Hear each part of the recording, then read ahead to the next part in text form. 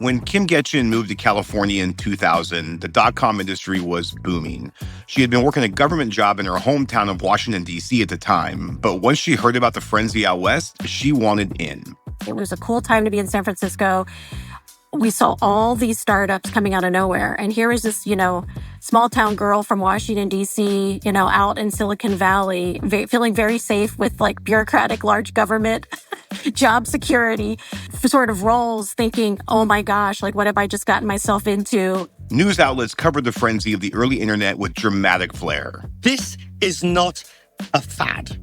This is a revolution underway that's affecting the way we do business and live our lives. And that's why it's so profitable. But in the end, of course, the bubble burst. It's described as nothing short of breathtaking, a points drop never before seen on the US market. For Kim, though, there was no going back at that point. She stayed in San Francisco and launched her own cybersecurity company in 2003, the first of many startups in her future. Along the way, she watched friends cycle through successes and failures in the startup world and struggled with her own ups and downs. I had myself, jobs when I was at early stage in the Silicon Valley where, you would show up for work and people met you outside with a box. Kim couldn't stop thinking about innovation. She was obsessed with new ideas that could change entire industries. It's just really now, I think, part of my DNA to want to go out and start companies, start businesses, start new things. Then in 2011, Kim transitioned from cybersecurity to the energy sector, with roles at both startups and major players like Echelon and Fairbank's Morse Engine. In those larger organizations, she gravitated towards intrapreneurship. But then around 2020, she started to burn out. When you are a change agent inside of a large organization, trying to push this big rock up a mountain is very exhausting and I think traumatic.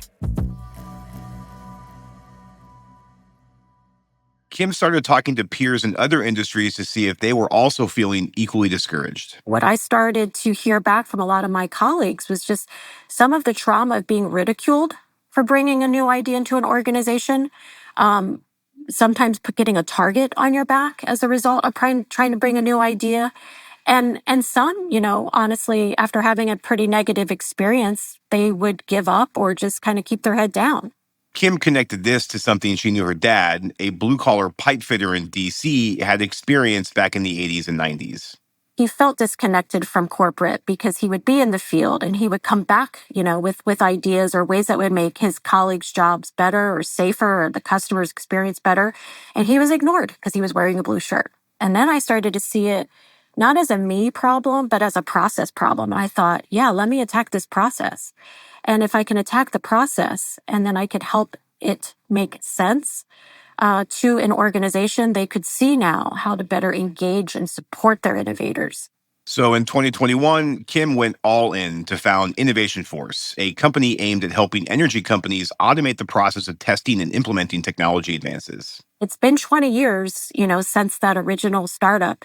So now I look at it a little bit differently. It's my legacy. And at this time, I'm doing it, pretty much on my own as a woman founder and CEO. I've bootstrapped the company myself with my own personal money because it's a passion project of mine. It's very purpose-driven. And I'm really trying to leverage what I learned throughout my career as an early stage startup person to get this off the ground. But this time, instead of a garage in the Silicon Valley, I'm doing it from my mother's craft room in my retired parents' house. This is With Great Power, a show about the people building the future grid today. I'm Brad Langley. Some people say utilities are slow to change, they don't innovate fast enough. And while it might not always seem like the most cutting-edge industry, there are lots of really smart people working really hard to make the grid cleaner, more reliable, and customer-centric. This week, I'm speaking with Kim Getgen, CEO and founder of InnovationForce. We talk about how energy companies can foster innovation to mitigate climate change, all while maintaining their core mandates for delivering safe, reliable power.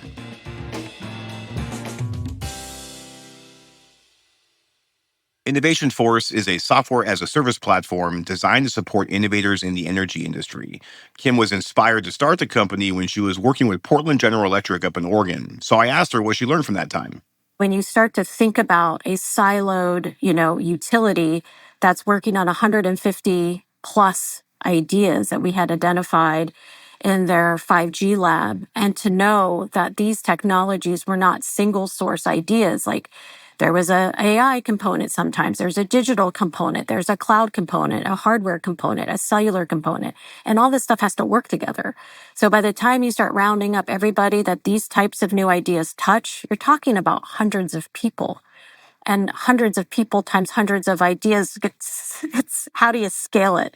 So I really got a chance to empathize with, how painful it is, how complicated it can be, despite the urgent need, everybody wanting to do the right thing, but realizing, if we don't scale this, innovation will never be able to solve the big global problem we needed to solve. And it certainly is hard to scale hundreds of ideas. So how did you kind of whittle those down to maybe the top ones that were going to lead to the most success for scalability? Yeah, and this is some of the great work that I feel Portland's been doing in the last 12 months. So they have, with us, been going through a process. We call it the hangar process. We have based our entire innovation workflow on an airport traffic control analogy. And so all ideas come into the hangar where they get basically their flight planning around the test ideas. And the ideas get vetted by airport owners. That subject matter expert vets the idea, determines have we tried this? Is there any experience doing this? Is this idea worth it to move forward? If it moves forward, innovators get a chance to pitch their ideas, make convincing arguments to the subject matter experts and their peers on why they think an idea should actually become a test flight and move to runway. At the end of that session, those ideas get scored, and then they are all ranked based on their scoring that lives forever in their use case library. So at any one time, they can know, what ideas are getting a higher rank than others based on subject matter experts really scoring those ideas. Your co-founder at InnovationForce is Dr. Linda Hill, a professor at Harvard Business School whose work focuses on leadership and innovation. You've called her Brene Brown for innovation. Love Brene Brown, by the way. What influence has she had on your work life and how you've approached launching InnovationForce? She's a big believer in ecosystems to innovate together, and there's not a lot of work on that. And so when I did pick up the phone and I called her, she really inspired me because when I told her what was going on in the utilities and how we were trying to build ecosystems of utilities collaborating together to drive big industry transformation and change together to hit the decarbonization mandates and targets, she said, Kim, I truly believe this is the future, and I haven't been able to find enough case studies of these frontline innovators that are working in ecosystem models.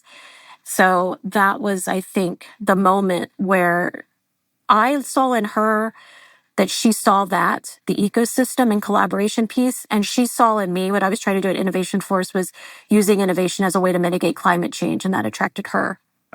Having been in this space for about 10 years, the energy and utility space, this next topic is kind of near and dear to me. The concept of pilot purgatory is actually the topic of a perspective piece you penned for Latitude Media earlier this year, which is basically a guide to preventing pilot programs from dying before they even get a chance. We'll include a link to that article in the show notes. But I want to talk about the barriers that hurt pilot projects. You talk about something called the cyber risk legal procurement IT sandwich, which sounds like a very tasty lunch. What is that?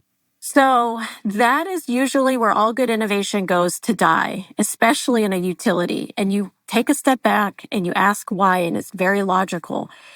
When innovators have new ideas, these ideas are full of potential to an innovator. All we can think of is the positive outcome that we're going to drive for our business. We're one innovator full of potential against the other 100% of our coworkers that are incented to slow us down. And that's where this sandwich comes into play. Cyber, risk, legal, they're incented to slow innovation down to make sure that the business is staying safe. All they can see is the risk. And this is a natural friction point in the organic innovation process. And the friction is there for a reason. And so if utilities in particular can recognize this natural friction point and work within their normal modes of operating, such as in a cyber process, we might ask any new vendor to fill out a security questionnaire. We would only need to incorporate that piece of the process into our innovation flow. And by taking those processes, forms, the paperwork, what utilities need today to be able to bring in a new vendor, for example, in through procurement, if you can marry that up with your innovation process, now you're cooking, because the worst thing you can do as an innovation manager in a utility is try to ask the business to change for you. You have to work within their bounds. And if you can work within their bounds, the sandwich is not that bad. Love that. I know one theme that comes up a lot in your work is the importance of psychological safety in the workplace, especially for entrepreneurs inside utilities. Can you talk about that and how it comes up in the work you do with clients today? Absolutely. And I think this is really important for engineering-driven cultures. So in engineering-driven cultures, we're perfectionists, right? It's all about the data. It's about being right. And what we're trying to do with innovation is not going to feel natural. We're encouraging engineers to fail fast or learn fast. The failure word is really not an option, I think, for a lot of engineers in the utility space. And so we've changed our language to say learn fast.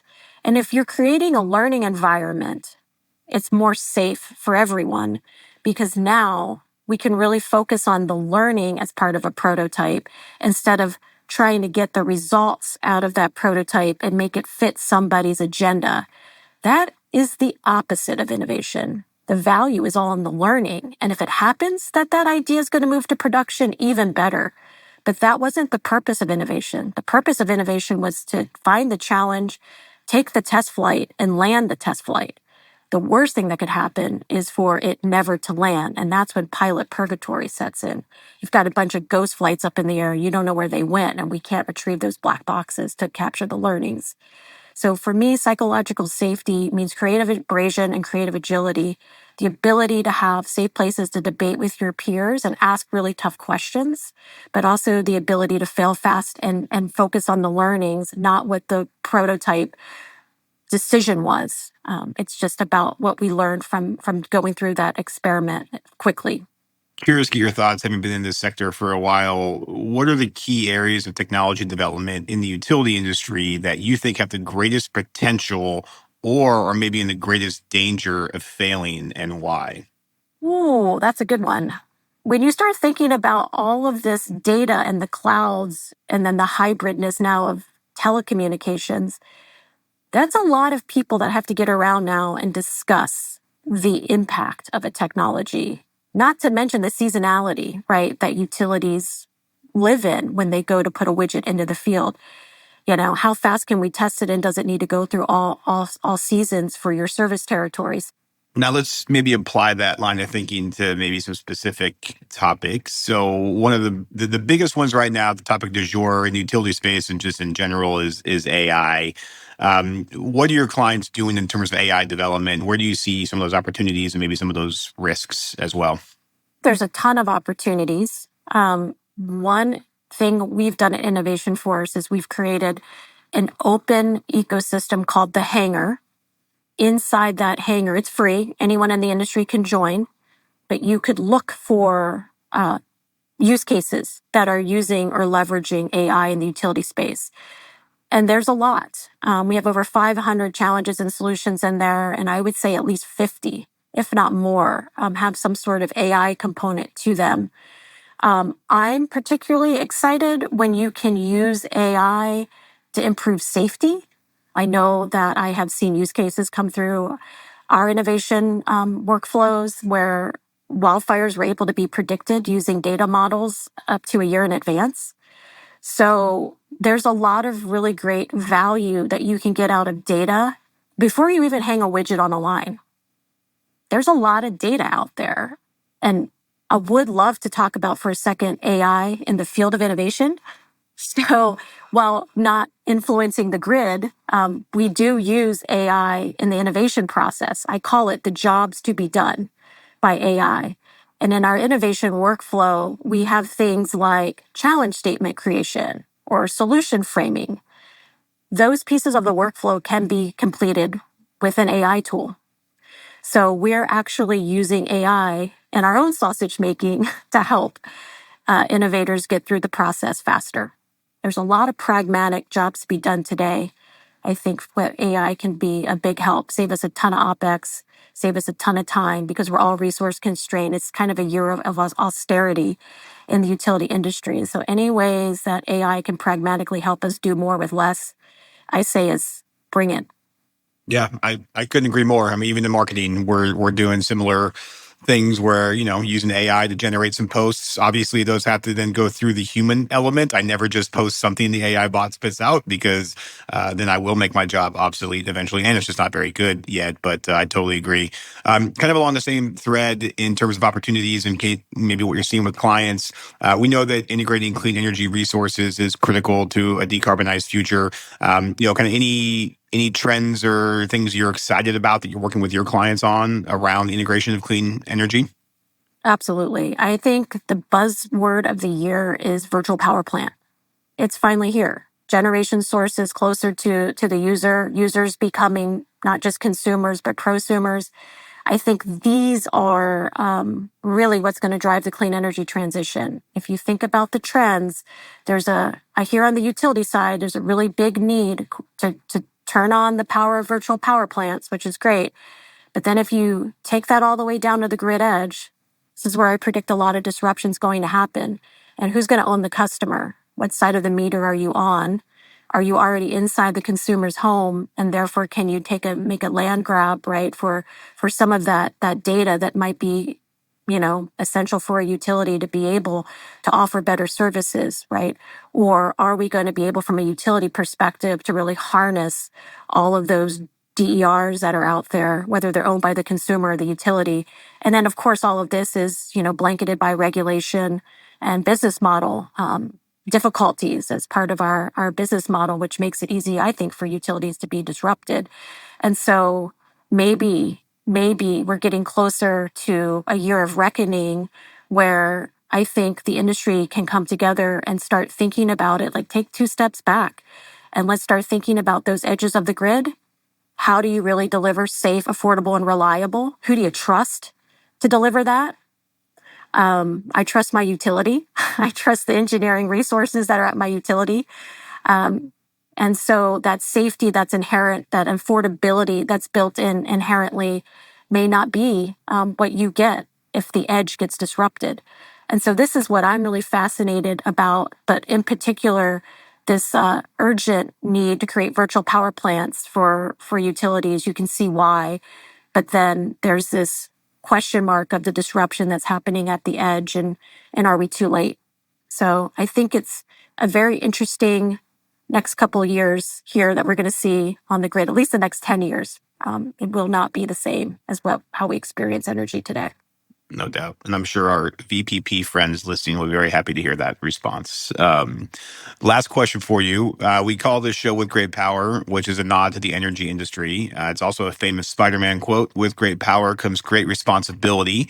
So I'm curious, what superpower do you bring to the energy transition?